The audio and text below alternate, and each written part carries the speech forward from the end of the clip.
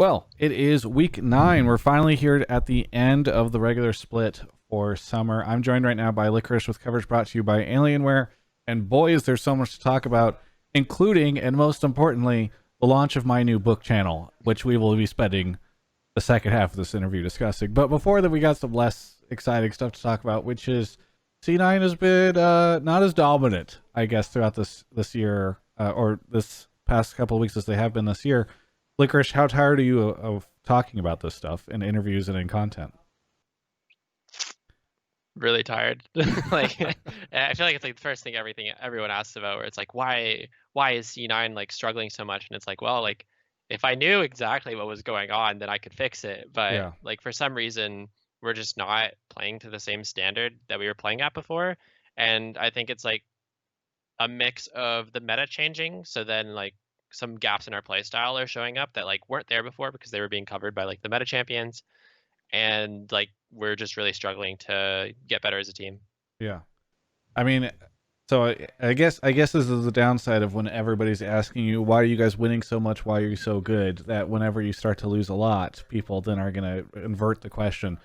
You say you think it's like a meta situation, sort of showcasing the gaps. Can you expand on that a little bit and explain, like, I mean, obviously you guys were a pretty jungle focused team. I don't know if it's like jungle's harder to carry now or what the deal is.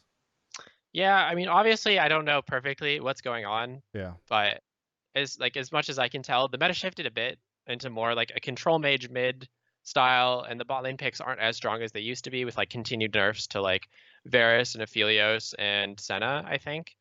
So like the bot lane isn't as strong, control mages aren't as good mid lane, and then the top meta you can kind of just pick whatever you want. So a lot of the game right now feels like teamwork.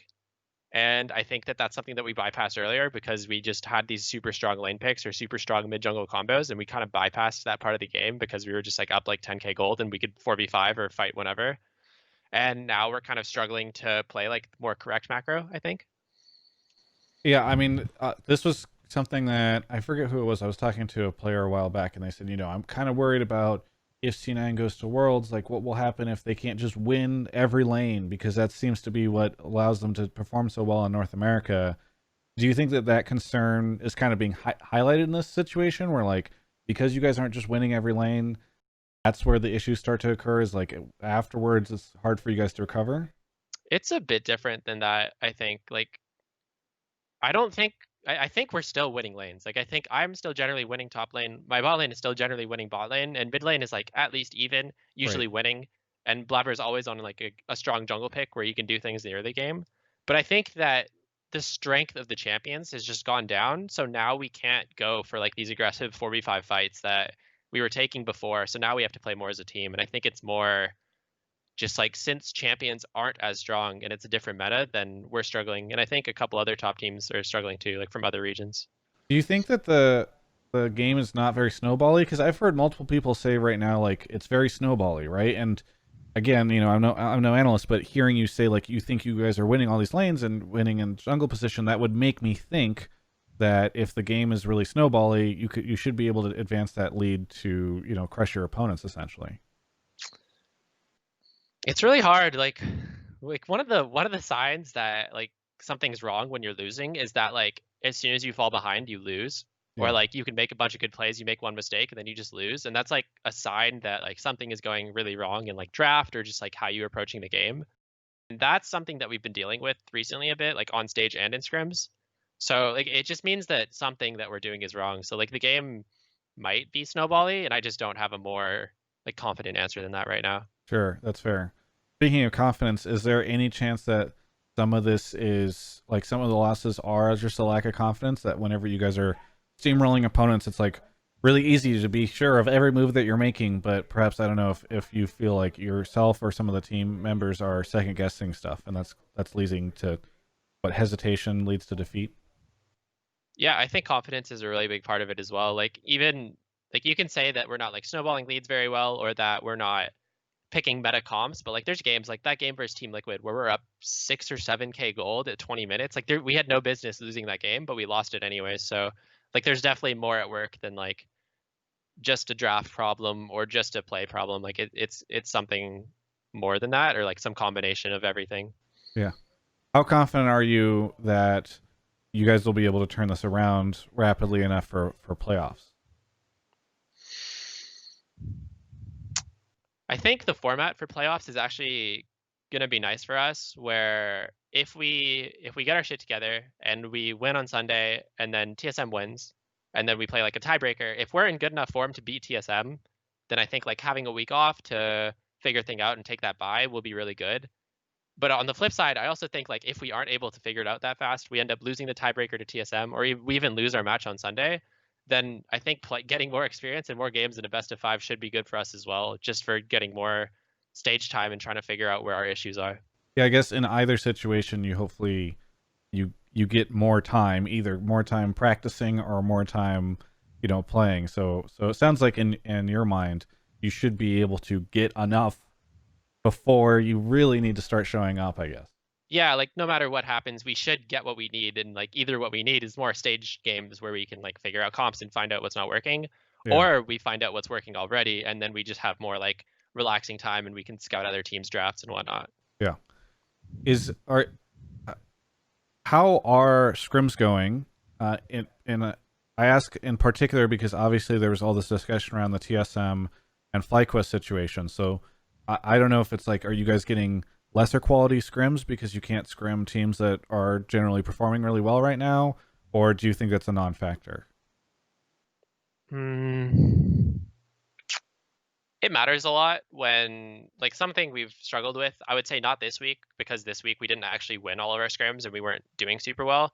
But in weeks previously, like when you win every game, it's really, really hard to get a good grasp on the meta and what's actually good. And then all of a sudden you like go on stage and you end up with this draft that like in hindsight looks really bad, but like in scrims you were winning with it. So then that can be really hard. So I think it definitely impacts it, but it's not the biggest thing that's at play right now. Yeah. I mean, conversely, I feel like we've been seeing TL and Golden Guardians start looking really good.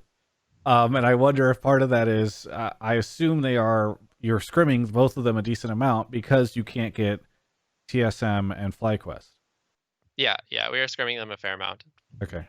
Yeah, I mean, that's what's interesting is, and it might just all be coincidence, but it does seem like there's a correlation here where like it's tougher for you guys to get the scrims against the teams that you want, but the teams that you guys are playing seem to be getting better. So it's just kind of an interesting situation that's occurring.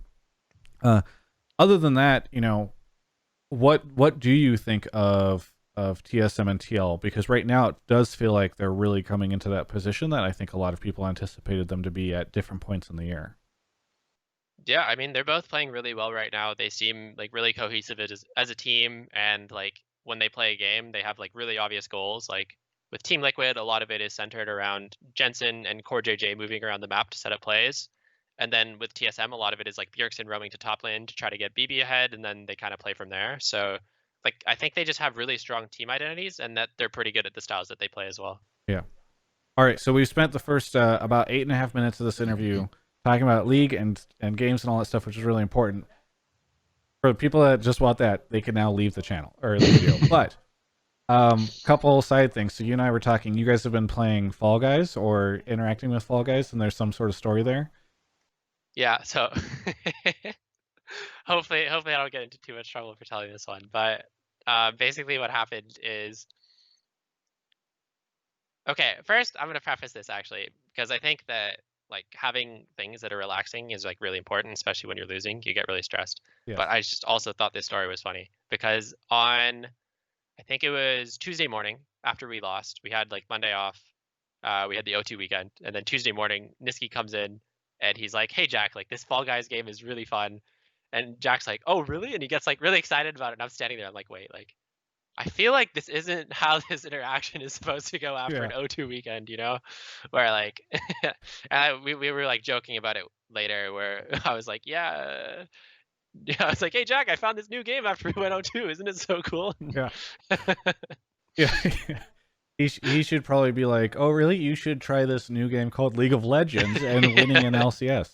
Yeah, exactly. But I mean, like I think Fall Guys is a really fun game. I think that something that's really nice about it is that it doesn't have very much like depth. It's not like super competitive. There's not a lot of like research you need to do. Like if you're gonna play like Hearthstone or like Legends of Runeterra or something, you need to like figure out the meta and find out Right. like what cards you want to play and what decks and like memorize a bunch of things. And Fall Guys, you just run around and fall. So Yeah, I have not played it, so I don't know. I know it's a battle royale with like Mario Party style mini games. That's what I've heard it described as. yeah, I mean that's basically it. I played it for about I think 20 minutes. I played 2 games Okay. while we were waiting for like I was waiting for like a meeting. So like I just think it's like fun. It's short. Not It's the like a way I good little thought this game. conversation was going to go. I was really worried that whenever you first brought up Fall Guys and you're like, I've got a funny story about it, you were going to be like, we've been playing so much Fall Guys. But instead, you're like, I've played 20 minutes of this game. So I guess good recovery. You're not going to get flamed anymore. Yeah. Although, so that leads me to my next topic, though, which is I got a couple messages because after our last interview, I recommended you a book series. And Yeah. you said you were going to pick it up. And I remember also that you had said, I don't tend to start new books necessarily, or especially longer books, because I feel during the regular season, because I really need to not be distracted or stay up late reading it. Yeah. Some people were blaming me for C9's issues, saying that I had caused their top laner to get distracted. So I was kind of curious what the update was there. Yeah, I haven't started reading them. I did order them right after we Okay. talked though. I ordered the book set, but like I was kind of planning of reading them on my off days, and I was like working through a lot of just like chores, basically like tasks I needed to do on Mondays, doctors, like the Yeah. usual like The stuff whatever you you put need to off, get and through. then you need to do it suddenly. Yeah, exactly. So Yeah. I was getting through all that, and then like I was scheduled. I was like, okay, like this Monday I could actually like start reading the series that Travis recommended me, and then we started losing. And I was like, Okay. yeah, so I'm not gonna start those. Sorry, Travis. No, it's good. I'm glad that I will no longer be blamed for that. Well, what is good. super cool too is, I mean, I told you we would talk about it in the interview because you were asking about it, but I started my book YouTube channel today, which if anybody's watching, there's a link at the end of the video, I guess. But in the first video I did was just recommendations for people on what to read if they've never read fantasy. So I recommended the stuff that you have not read, that I suggested. So Mistborn and Stormlight Archives. Although I think you'd read Name of the Wind, right? Yeah, I'd read Name of the Wind, and I actually read Mistborn as well. Oh, that's right. You'd read Mistborn, but then you hadn't done Stormlight, which is so. Yeah. The Name of the Wind thing is I'm kind of spoiling my own video. People should go watch it if they want. But I'm very interested to see how that goes. And my long-term plan. So once you can finally start reading again, Mark and I did a video on the first Stormlight Archive book, which is Way of Kings. That's going to go up next week on the channel. And then hopefully after that, you and I can do a video talking about something that we've both read or something where you can convince me to read it. Because my plan for the channel is to start doing content with other esports and gaming people about books that we've both read or that they like or whatever. And so I was already talking to Shocks about it. I know Zale could potentially do it. So a lot of different stuff out there to talk about. Yeah, sounds good. Yeah, I'm bringing the fantasy book world into esports, and then I'm just going to simulate all the esports people so that they're all reading fantasy books. Nice. Yeah. Okay. Well, unfortunately, we can't have book club episode 2 because everybody was asking for that after our last interview. But I'm glad to hear that things are hopefully going to turn around for you guys, and you'll get back in order. And I'm also glad to hear that my book suggestion was not what caused you to flop. Yeah, Travis was not the problem. Okay. You won't have to see that in Twitch chat anymore, or wherever you were seeing it. Heck W. Anyway, thanks so much, Licorice. Anything you want to say to any of the fans out there? I think I would just say like it's been a tough couple weeks, but we're all doing the best that we can to figure out what's going wrong. And like for the fans that have stuck with us, like thanks so much for your support because it means a lot, especially when we're not doing well. Yeah. Well, thank you so much for the interview, Licorice. For everyone else, you can check out the rest of my coverage of all things esports right here on my YouTube channel. I've really missed these moments where we can hang out at the end of the video. I can ask you to subscribe to the channel. You can say you already did, and then I can ask you to hit the notification bell, and you might have already done that. And then I can ask you to follow me on Twitch, and then you may have already done that. And I ask you to use a Twitch Prime sub there, and anyway, sorry, Alienware will yell at me if I don't actually talk to you about Intel Gamer Days, which is kicking off on the 13th of this month. They're going to be doing a bunch of really cool stuff, and you can check that out over at alienware.com/Travis. There's a link in the video description. They are giving away a ton of stuff, including a monitor, a computer, a $300 Steam gift card. Go check it out. It's really cool that they're partnering with Intel to make this whole thing happen, and I love partnering with Alienware so that they can make things happen like this for you. So either way, Thanks so much for watching, and I'll catch you next time.